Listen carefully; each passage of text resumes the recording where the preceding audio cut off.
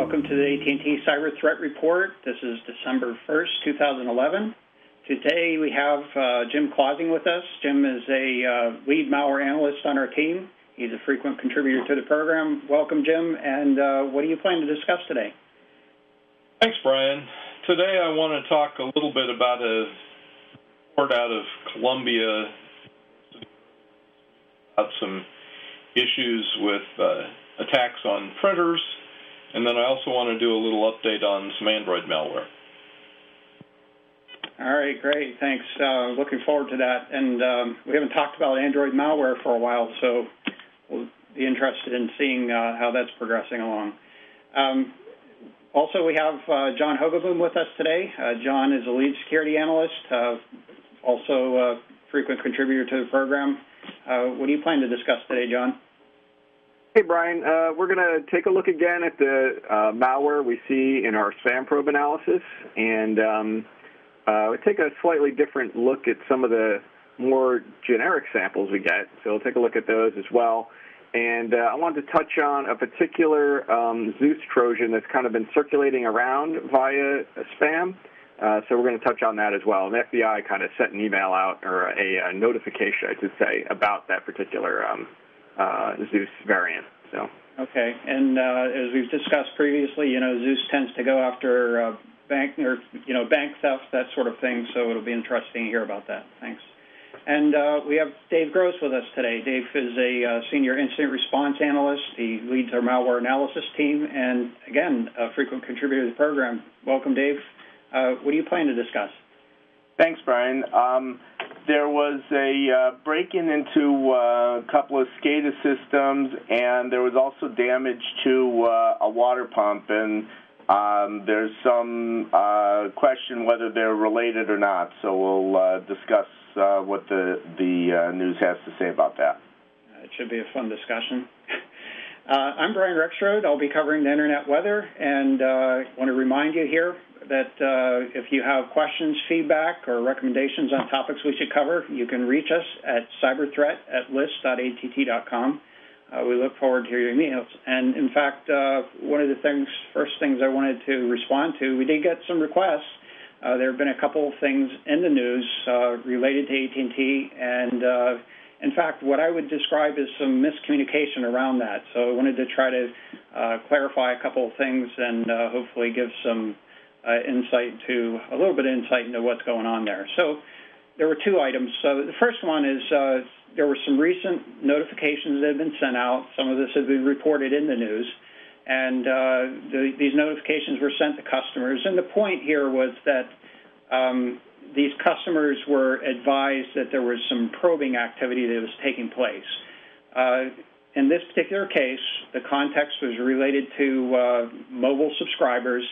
And, in fact, what was happening is there were probes that were taking place that we observed in our security analysis on the network that indicated that they were trying to do this, not just sort of the typical probing that you might see, but more along the lines of mass quantity probes that we oftentimes report on this program, in fact. And what they were trying to do, it appears, is try to identify what numbers, that is, what phone numbers were active and had available accounts. And so the point here is that they didn't get access to any accounts. Basically, what they did were, at best, able to identify what accounts might be active. And the point here was to make sure that we were notifying customers so that they could be advised of that and vigilant. That is, these probes are probably an indicator that there would be some follow-on malicious activity. And we wanted to make sure that customers were aware of that. So, in fact, there are other ways that this type of analysis could be done. One that's, in fact, traditionally been done is a activity called war dialing. That's not what we observed here, but, somebody could dial numbers on the network and see whether they get a unreachable number response or whether they get a ringing phone number and voicemail. So it's that same kind of thing. No personal information, no information about who that account belongs to was disclosed. And so the kinds of things that we were hoping that this notification would give the customers to first advise them that, to make sure they have a good password on their web access that is, you can manage your account through the web. And so we want customers to make sure they have a good password and that can't be misused. And to be vigilant of suspect messages. As if you receive a message from somebody that you don't know, you want to make sure that you're careful about how you respond to that, if at all. And last but not least, we've talked about it on this program a number of times, keep your phone patched. I don't know if anybody else has any thoughts on that before we move on.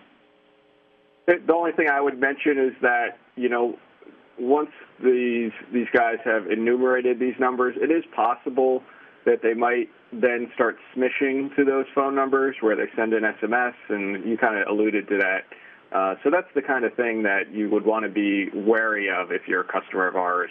Any kind of strange smishing types of attempts purporting to be AT&T, things like that would be things you want to be wary of. Absolutely. This is activity that we observed ourselves. It's more than likely, in fact, there have been other indications in the past. This type of activity is not specific to AT&T. It doesn't matter what provider you subscribe to. This kind of activity does take place. But this was a case where just some due diligence was done. The account team wanted to, the customer support team wanted to make sure that that customers were aware of this activity, and again, just vigilant about any types of attacks that might be attempted as a follow-up.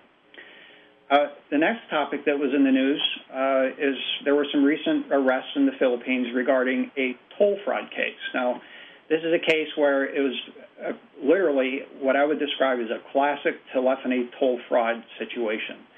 What was happening is hackers would break into a PBX. There's no indication whatsoever, by the way, that they were targeting AT&T customers or anything of that sort. In fact, they were likely just looking for a PBX that could be broken into, and the intent here is to be able to allow those attackers to perform long-distance calling and charge those long-distance calls back to the owner of the PBX that was hacked into. And this was a case where there were some cases where some AT&T customers were hacked. Our toll fraud analysis team was able to detect this and then followed up with initiated some investigation to help identify and, in fact, prevent further types of activities. And that ultimately led to these arrests that took place in the Philippines. And unfortunately, in the press, there was some miscommunication involved that implied that AT&T's system had been hacked. It wasn't that at all. It was more the toll fraud team was able to recognize that there were improper tolls that were being charged back to these customers and wanted to correct that situation. So with that, on that subject also, Brian, and we've touched on this before, even if you're not a customer of ours, there are lots of customers or a lot of people out there who run VoIP PBXs that are internet-facing. That's something you'd want to watch out for as well on your VoIP PBXs for attempts to hack into those to do all kinds of things, either route calls to them and or call these premium services, which I think was the case here that they were doing with the Philippines group. Yep. But there's a couple of tools out there that make it really easy to look for and find open VoIP PBXs on the internet. So if you have one, be cautious. Yeah, very good comments there, John. You're absolutely right. This was a case where what they were doing, there isn't that much of a charge for long-distance calling anymore. So what is being set up is in some organizations, they're able to set up a premium service, basically something where by calling it, you're charged by the minute at perhaps an exorbitant rate. Sometimes it's through some other country. In this particular case, the arrests were actually made in the Philippines, but I think the premium service was perhaps in another country. But in any case, what was happening is those tolls would get charged back to the victim and ultimately through the provider of those services. And again, that's where the toll fraud team picks it up. So with that, let's move on. I'd like to, introduce Jim here. Jim, you said you had some topics to talk about here. What's happening in the printer space? Yeah, this was an interesting article that became aware of earlier this week, and it got picked up in the press. A couple of researchers at Columbia University announced some findings that they had managed to send some specially crafted print jobs to some HP printers, and the big scare tactic was that they were, they could cause them to catch fire. And what was happening was that as part of this print job, they were sending new firmware to the printer, and once they had compromised the firmware, they could do things that it wouldn't ordinarily do. The HP, of course, promptly came back and said, no, we've got protections that'll prevent that. But it does bring up another issue that I think is maybe more important, and that's why I wanted to mention it today. We've talked in the past about, protecting the home routers, the Linksys boxes and that kind of thing that you've got in your, small remote office or home. And this was just another reminder that there are an awful lot of devices out there, and more every day, that we're connecting up to, networks, internal networks, and maybe even making them available over to the internet. And, we don't always think about those. The printers that you've got on your network, well, they've got, full-blown operating systems on there. And these days, you get a new TV or a Blu-ray player, those are network connected. Those have, actual operating systems on there. And so it's just what I really wanted to bring up today was, that we've got to start thinking about more than just, the obvious devices that we normally think of, the computers and the mobile phones and that kind of thing. These days, more and more devices are coming up with internet connectivity. They're talking about refrigerators that'll email you when you get low on milk and things like that. And, those are going to be targets for the bad guys as time goes on. And so we need to be thinking about how to protect them, how to make sure that, we're isolating them so that, that they're not visible to the internet and that kind of thing. Absolutely. So there are probably lots of slants related to this one. One is that, in fact, I was given a story just the other day.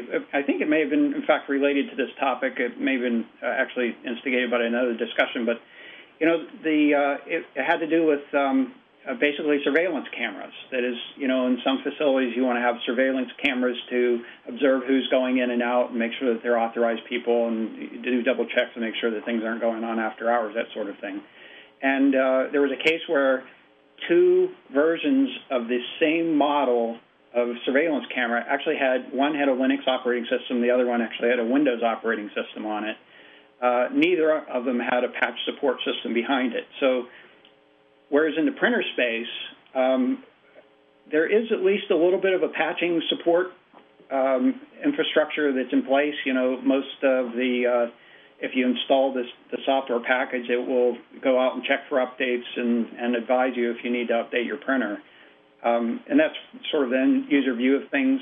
Certainly, an IT services organization needs to be paying attention to these kinds of things to make sure printers are supported. But there are an awful lot of devices that have no notion of that kind of support structure right now, and they really need to be. So I guess my advice would be anytime it plugs into the network or connects to the network through a wire, there needs to be some sort of update procedure and function associated with that, or perhaps reconsider whether it should be there. Mm-hmm. That was one of the comments that these researchers from Columbia made was that it was possible to update the firmware on the printer without any sort of verification that it was a legitimate firmware, and you could attach it to a normal print job.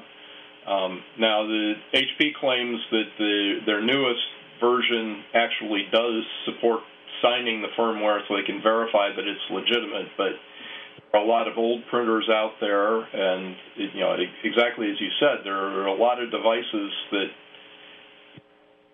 don't have a good infrastructure for keeping them patched, right. And so we need to think about isolating them or whether or not they should be attached to the network at all. Right. So I guess another slant on this was as you'd mentioned earlier, the initial scare here was that you could potentially cause a fire with the printer. This particular example, or the demonstration that they showed, it actually turned off because there was a mechanical thermal check in the system that basically shut it down. And so that's another sort of twist on this. I think we're going to revisit it when we talk with Dave a little bit later here. Mm-hmm.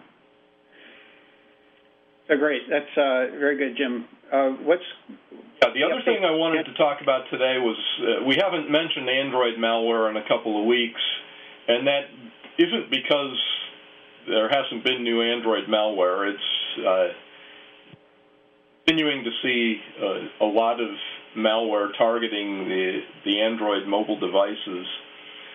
There hasn't been anything particularly unique about the new ones that have been showing up in the last couple of weeks, which is why we haven't said anything on this show, but they're still coming. There were a couple of them I've been looking at that were announced in the last week, but it's, again, be diligent, make sure you keep your applications up to date. I've noticed that a number of the carriers have been pushing updates for devices that weren't necessarily up to the latest, 2.3.5 or whatever the latest was. There have been some carriers that have been pushing updates lately to get them phones back up to the current version, which is a good thing. But just because we haven't been mentioning it doesn't mean that that it has slowed down at all.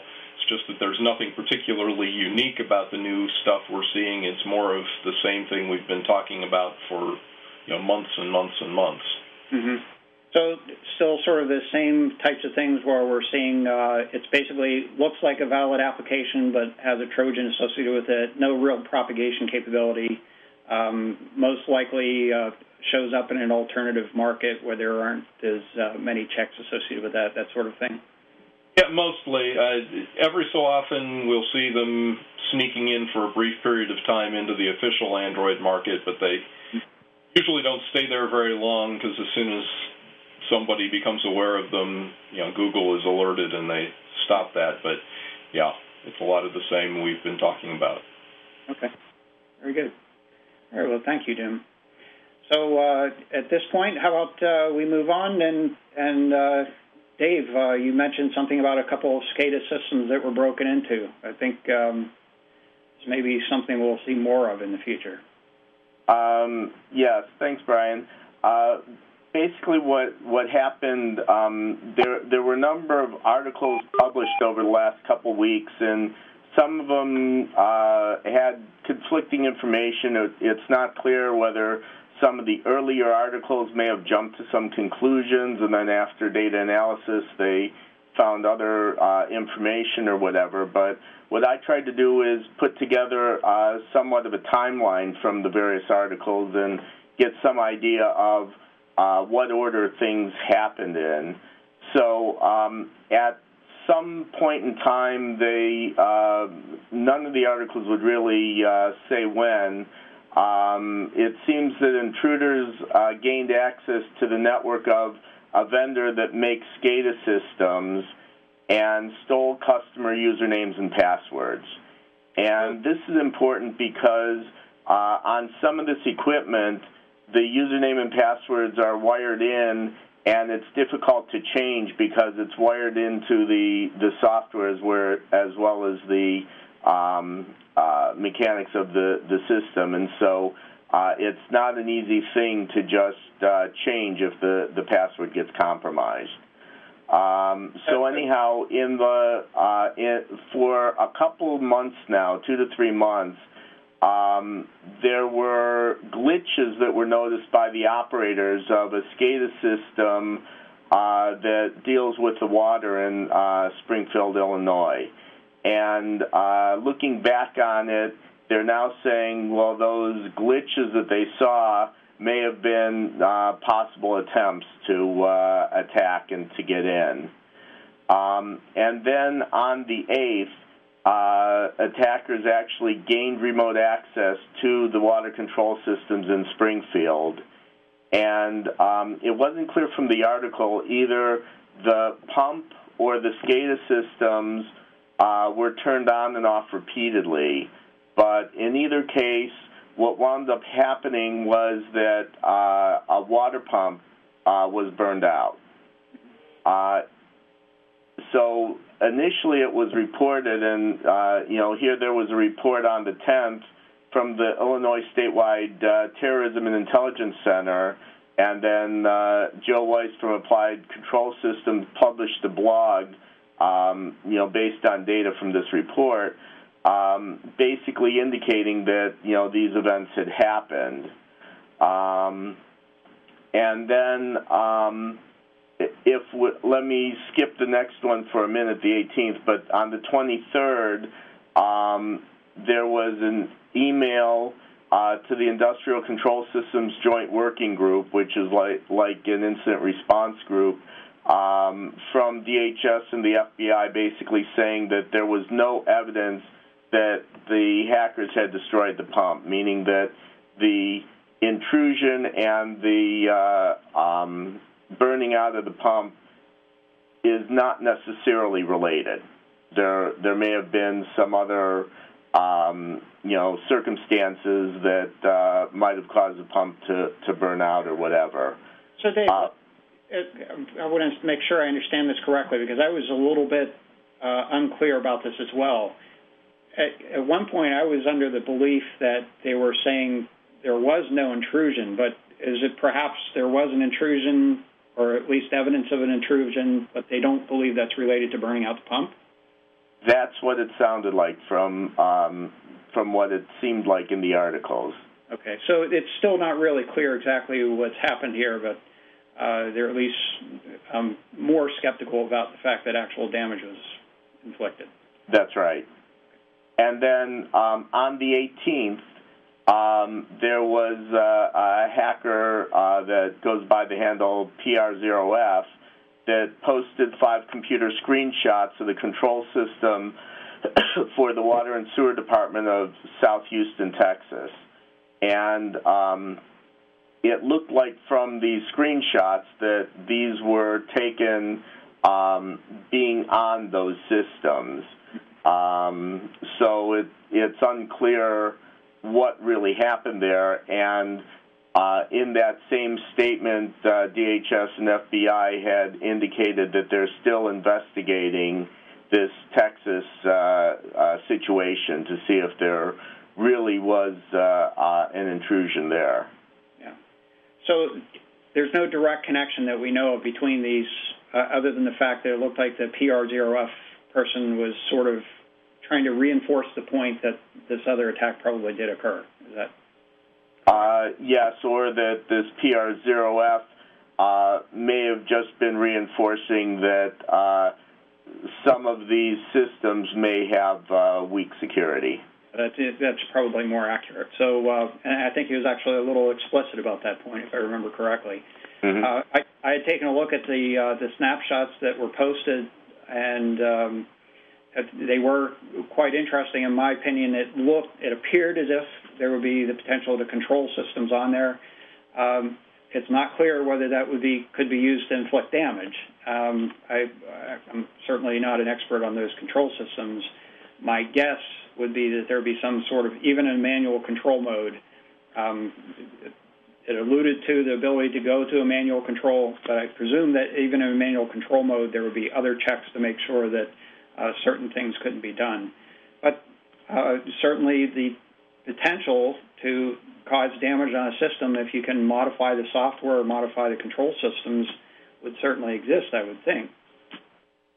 Yeah, you would think so. I mean, you may have to be a little bit more familiar with what the control system is actually doing and what the mechanical system capabilities are and limitations, so that that may help you to know what damage you could do with the system. Yeah. And I think my fear here, as much as anything else, I think, well, first of all, what's been sort of, in my opinion, clearly demonstrated is that the security around the network aspects or the computer aspects of these systems is probably not where it should be.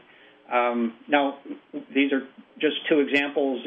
It doesn't necessarily suggest that this is a systemic problem, but there have been suggestions along those lines. But sort of as a secondary aspect of this, I think to some extent there's perhaps a perception that lack of understanding of the mechanical aspects is what's protecting, providing the security at this point. I think it's just a matter of time. If somebody has the intention, the motivation to try to inflict damage, it's a matter of time of learning how to do that.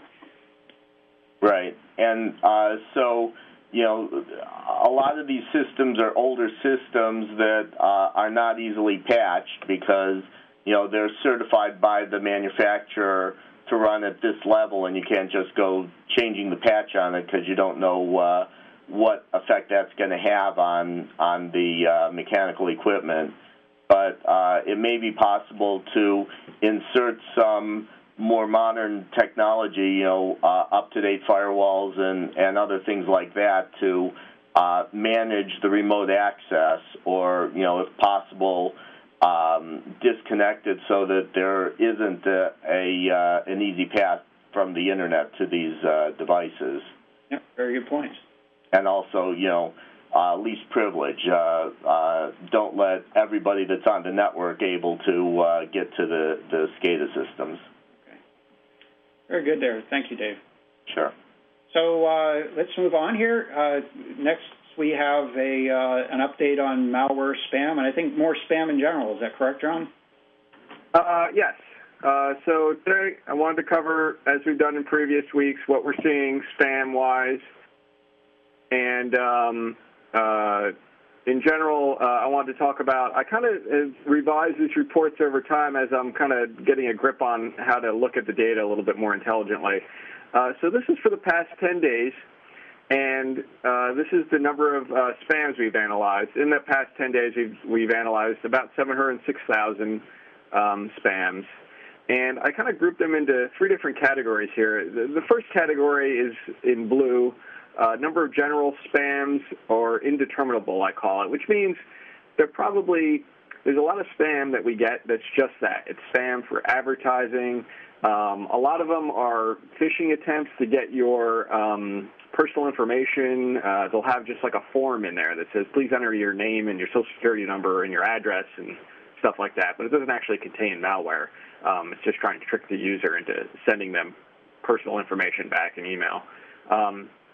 Or other like 419 scams where they say you've just won, or you're eligible to have $14 million deposited to your account. Send me your bank account routing information and we'll arrange it for you. So a lot of these ones in these blue section that's probably what most of them are. There probably are ones in there as well that I'm just not able to automatically identify that there's something malicious in there. And we'll take a look at some of that in a second here. Okay, so, go ahead. So just so that I understand this a little bit better here, Dave. I'm sorry, John. So this is spam that's actually gotten into the email servers and has gotten to these probe accounts that exist. I guess one of the things that we don't even have account for is how many. There's a reasonable amount of spam that's blocked before it's even allowed to connect into the servers. So, but this is still after it's been classified as spam, is that correct? I believe so. I'm not quite sure how our probe accounts classify. They kind of have a detected and undetected type of classification they use for whether it's detected as spam and whether it's not detected. And I kind of lump it all together, which maybe I shouldn't. But in general, we know that all of the email that arrives at any of these accounts is unsolicited because they're not real accounts. Okay. So Thank you. That's very good. So in the yellow section here, this is one where the spam arrived, and it had a malicious attachment in there, but the email service engine that has antivirus built into it detected that, ripped the attachment out of there, the malicious attachment, and then sent the email along its way with that attachment removed. And then there's a certain number of spams that missed detection, and they have very suspect or malicious attachments in them, and that's kind of a classification based on some analysis that I have that automatically runs and determines that. Usually, if it's got an executable or some other executable type of attachment in there, that's what I would deem as a malicious attachment. Or the URL in the email says something like whatever / something.exe as the URL where they want you to go to. So when you look at this, I guess the one thing I want to mention here about these numbers is when you look at the counts, a lot of it is just general stuff. There's a very small amount of spam that we get where we can positively identify that it's actually got malicious attachments and whatnot in it. Those are the more interesting ones that we usually cover. But I just wanted to mention that in general, most spam is probably not going to get you infected because it's advertising. But that's not to say I want you to let your guard down. In any event, we're going to go look at some of these in a minute. Some of the other totals that we have here, the total number of spams that we got out of the 706,000 that had attachments was only 21,000, although that number is a little bit adjusted because I ignore some types of attachments like JPEGs, images, stuff like that, only because there's a lot of email that has that. And I generally deem that as not malicious as long as I can determine it's really an image. And then in terms of those attachments, only of the 21,000, only 5,000 or so are actually unique, which means they have unique MD5 checksums. In any event, I don't want to go over at the bottom here, and this might be a little hard to read. These are all the different attachment types that we see and amounts. So you'll see that the largest one we see is .doc files. We've got about 7,000 of those. Again, these are usually those 419 scams or other ones where they're saying they have an attached document, Word doc file that says, please fill out this form with your personal information and send it back to us, and we'll fix your account or whatever they're pretending to ask you about. Zip files sometimes have any of these contents in there. PDFs as well. PDFs are usually more advertising, but sometimes they can be malicious. Going down the list here, there's all these other formats, but the ones that are, guaranteed to be probably something very suspicious are the .exes, .scrs, which we have small counts on, .com potentially, that can get a little puzzling, sometimes .link as well, and I guess that's probably the gamut of the ones that I generally consider to be easily classified as malicious. Certainly, Excel documents, Word documents, PDFs, et cetera, can be, but in our analysis through a lot of this stuff, it generally isn't. So let's move on to the next slide because we spent a lot of time on there. This is the indeterminable spam, and these are the types of subjects. So these are the ones that get spammed all the time, a lot. And you're going to see in here that they're mostly advertising type things. The whole cigar lovers package, they're trying to get you to buy some, box of cigars or something. Black Friday sale on the iPhone. Not sure about this prevent scanners from stealing info from your RFID. Oh, it's probably another ad. I know that they have these wallets now, these aluminum wallets that you can put your cards in, and RFID scanners won't be able to read them. Holiday special time for LASIK, customizable cake pops, et cetera, et cetera. And these are just the top ones. Of course, we had 700,000 of them. Can't show you all the different subjects, but I kind of grabbed the ones with the most subject lines. Most often, the top line here is there's no subject, so that runs the gamut. There's all kinds of variations of that email, but we had about 26,000 of those that didn't have a subject at all in their email. Here's a few examples. Here's cake pop. I'm sorry? I was going to ask about whether there were any holiday themes in the spamming, the malware spamming in particular, and clearly Black Friday holiday special here showed up. I think, in fact, there's breaking news on farther down, the breaking news iPad auctions at $12 that I think had sort of a holiday theme associated with it as well. So Certainly, I think some others have mentioned this. I think we provided sort of a warning before the Thanksgiving break here, and it's consistent with what we're observing now. Right, I would agree. And as we're entering into the holiday seasons here even more, be aware of any kind of strange spam that you might see coming that's purporting to be something benign, like an advertisement or a sale or something like that. It's possible that there is a link in there that might infect you with something, but it's also possible that it won't. But just be cautious. If you try not to read any unsolicited email, if you can all avoid it. Here's a couple examples of some of the top ones that were on the list here. Cake pops or whatever, customizable cake pops. I have no idea what this actually is. Some kind of little product gimmick. Black Friday sale, which we saw on the iPad, Kindles, etc., MacBook. Here's one. There were a couple that we noticed in way up, that had a lot of counts where it just had like a RE semicolon or an RE colon and then a letter after it. This looks, now by the time I actually got to try to click on this link, and that's the trouble with some of these, is that by the time I get to them, they've already been taken down.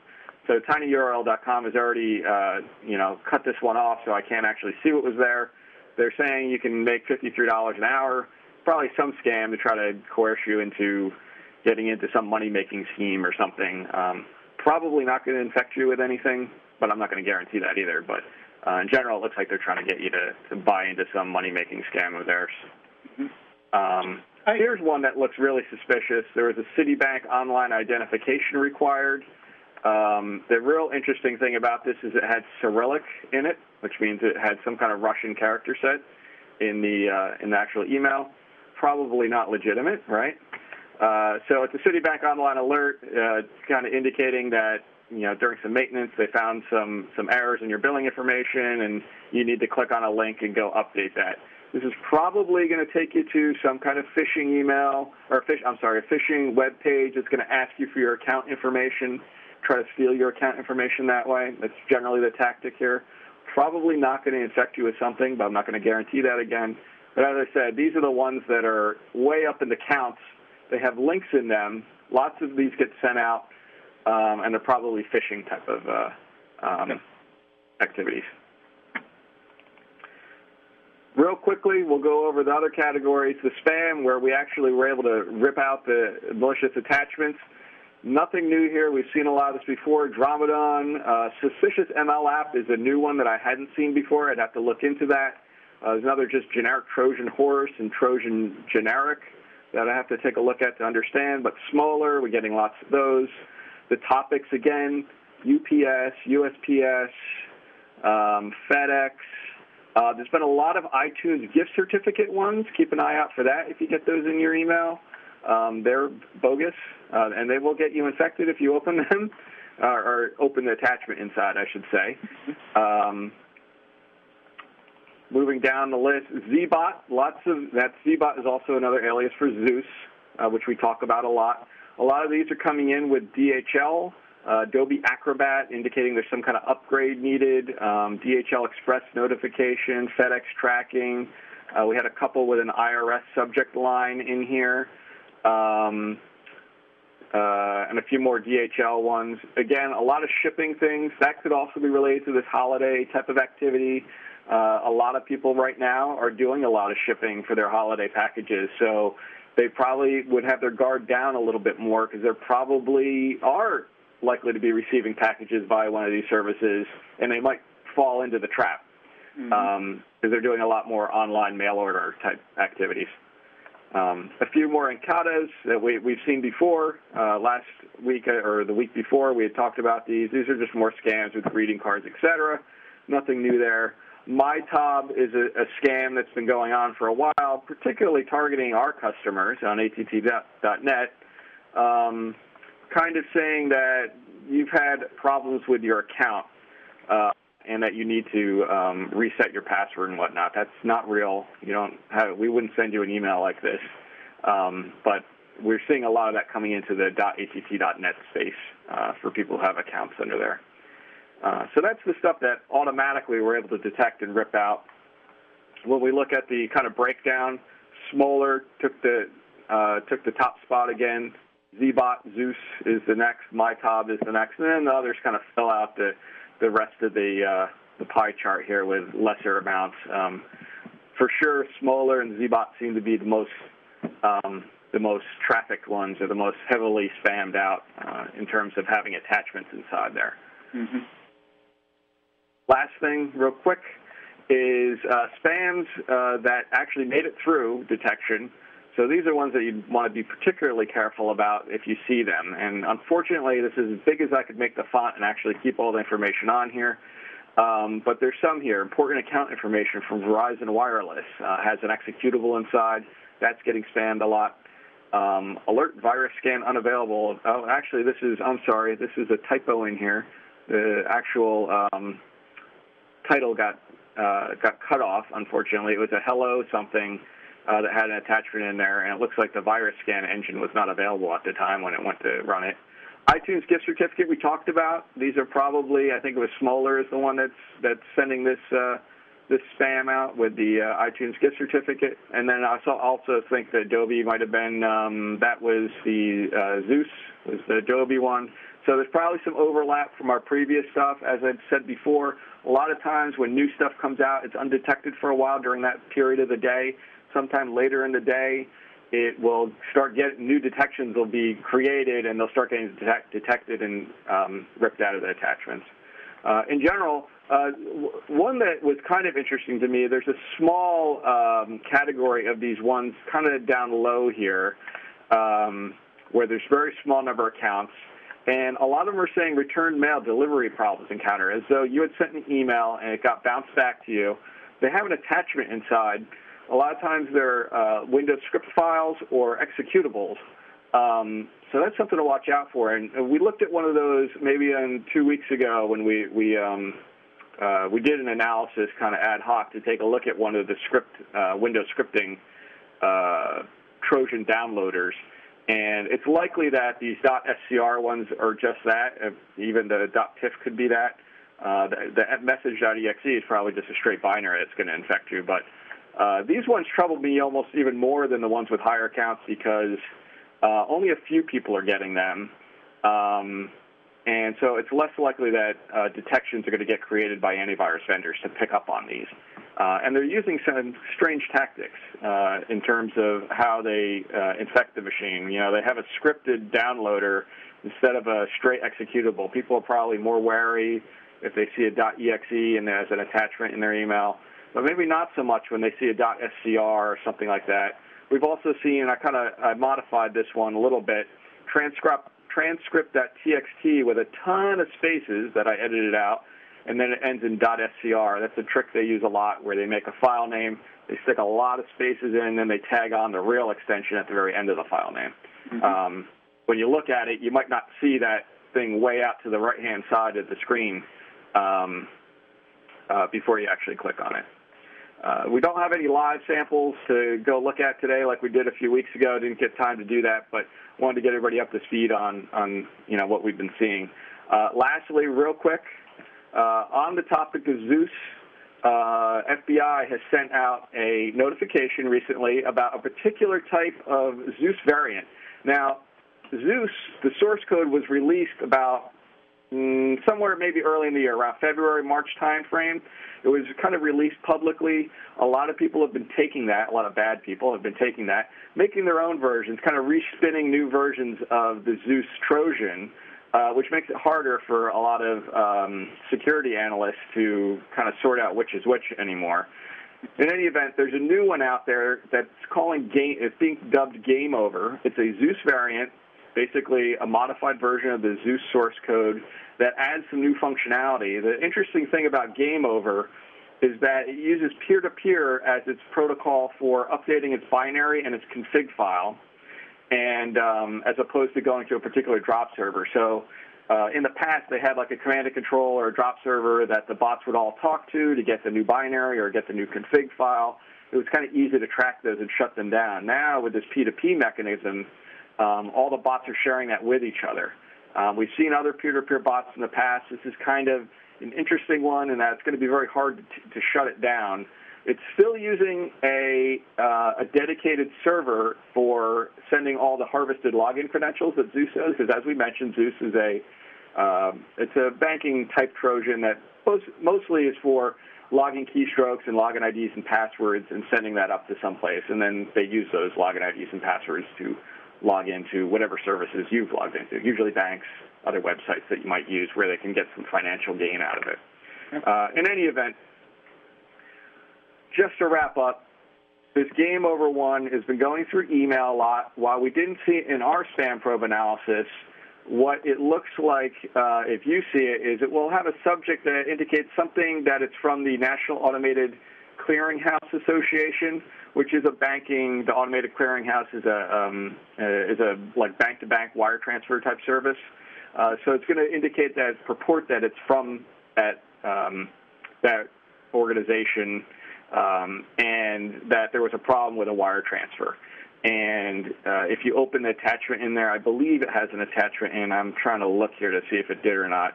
Usually they do, but it might also have a link in it that when you click on the link takes you to the actual Trojan itself. In any event, watch out for that. Don't have much more detail than that other than our details are sketchy on command and controls and whatnot. Mostly because peer-to-peer, we do know a couple of drop servers out there for Game Over. And it looks like this Game Over variant is maybe being operated by a very small number of people. I think it looks like the one guy might have modified it, only running it under a few people that he shared it with. It's not as widely spread as the main Zeus variant yet, but something to be wary of. So look out for anything that looks like it's coming from the National Automated Clearinghouse Association. Probably wouldn't be getting emails from them anyway. And if you do, I'd be extremely cautious about opening any attachments or clicking any links in those emails. Right. So, John, wow. So that was an awful lot of stuff. I'm going to have to go over this a few times myself to capture it all. But I did want to share at least a couple other points. And this is actually in this FBI advisory, so it might be worth taking a look at it. One is that, the Zeus Trojan itself is really just to steal those bank credentials, as you'd mentioned. Apparently what they're doing in this case, sort of an aspect of the advisory, is that the attackers will launch a denial of service attack against the target organization, perhaps as a diversion, so that, the security folks pay all their attention to dealing with the denial of service attack, and in the meantime, they'll go off and perform, fraudulent transactions, stealing data and transferring it to another organization. I think actually to purchase jewels, if I remember correctly. That may have been another one, but jewelry stores and things of that nature, right? And the other one was that there was a mention with no details around it. I'm hoping that we'll be able to learn more about this. Is that this malware is able to basically subvert some types of two-factor authentication. So that would be an important thing to consider. That is, even with two-factor authentication, you need to be wary about this sort of attack. Yeah, and I'm not sure about this one. I know we're running long, but one method of two-factor authentication that we've seen in the past where they can kind of bust that up, there are a lot of banks, when you do a wire transfer, they try to actually physically call you. They have an agent from the bank will try to pick up a phone, call you, and say, did you really mean to transfer $10,000 from here to, Serbia or something like that? What the bad guys have done is they'll put that wire transfer in, and they will start bombarding your phone number if they have that. They'll just keep redialing it over and over again so that the bank will never actually be able to connect to you via the phone and complete that second factor of authentication. And sometimes that's enough where the bank says, well, he's obviously busy or something. We'll just push it through and let the wire transfer go through.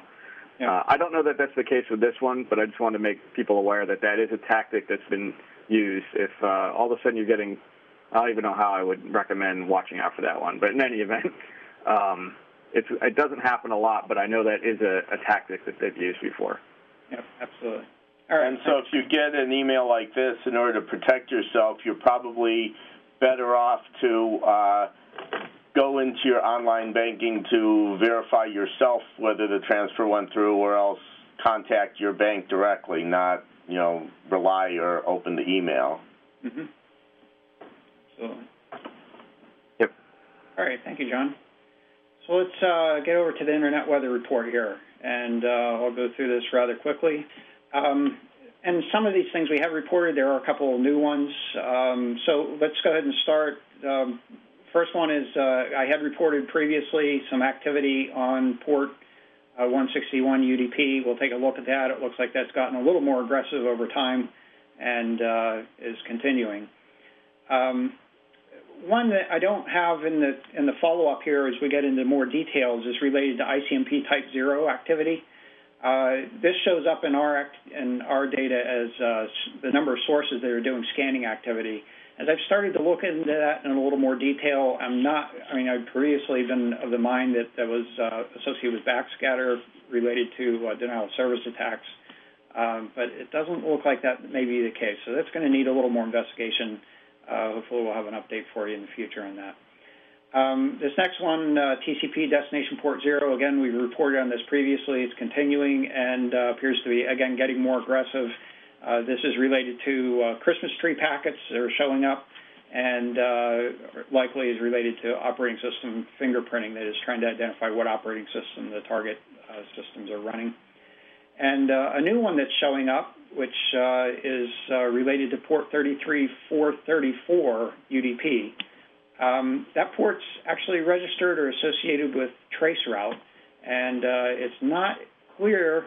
I'm fairly certain this is not Traceroute activity. I'll put it that way. There is not corresponding related activity associated with it. It looks like there may be some sort of a scanning attempt going on there, but it's unclear what the exact purpose is. And actually, the next two kind of fit in that category. So we'll look at some of these really briefly and at least give you an idea of what the profile is over time as well. So again, coming back to the port 161 UDP, that's a simple network management protocol. 97 or 99.7% of the probes are actually from a single IP address. In this particular case, it's originating out of a Russia-based IP address. And in the previous reports, we had also seen basically a single address doing it, but it was coming from different places. So that is changing over time. And as you can see, the last time we reported was around this time back a couple of weeks ago. We've seen some, small activity since then, but just in the last couple of days, actually, for the most part today, December 1st, some more aggressive and more persistent scanning activity. That had stopped before we put together this report today, but it may, in fact, start back up again. Next item is this TCP port 0, again, likely associated with fingerprinting activity. 96% of the activity is coming from one address in China. And as I mentioned earlier, this is looks like the Christmas tree packets with all of the flags set, trying to get some distinguishing factors coming back from the different operating systems and how they react to those types of things. As you can see here, there's some fairly recent activity. There had been some time off in between. I don't know if that's related to holidays or not. Next item, again, as I've mentioned, 33434 is associated with the Traceroute application. In this particular case, we're referring to Traceroute that is being a Unix flavor type of Traceroute as opposed to TraceRT, which is sort of the Windows flavor. And just to make the distinction here, in Windows, what they tend to do when you're doing a Traceroute is send out ICMP echo requests or ping packets and then look at the ICMP response. This particular port is tended to be, as I mentioned, associated with Unix applications or Linux applications where they use this UDP port to send out packets, wait for the packet to time out, and then look at ICMP responses. So in this case, we're not seeing the pattern associated with Traceroute associated with this. It looks like it's fairly persistent activity of scanning on this particular port. We aren't seeing the corresponding ICMP responses and traffic activity. Nearly all of this activity is from a single address in China. So, and there are other sort of observations here. That is, first of all, this same IP address was associated with some other ICMP0 probing that we had seen actually a few weeks ago. And last but not least, it looks like they're walking through Class A address blocks over time. So it's not random scanning across the network. They're picking specific address blocks to go after and then shifting that over time. So you can see some spikes here, fairly aggressive activity. This is up around 80 million probes per hour that we're seeing, and that is a fraction of what actually exists on the network. So you can expect that we may be seeing more continued activity in this one. So again, we're not entirely clear what is causing this activity or what the purpose is here, but it's something to be sensitive about. Similarly, the next two, well, actually, this first one here, I'll correct myself. We do know what this activity is, or have at least a decent idea. This is port 3072 TCP activity. It looks like scanning activity in our analysis.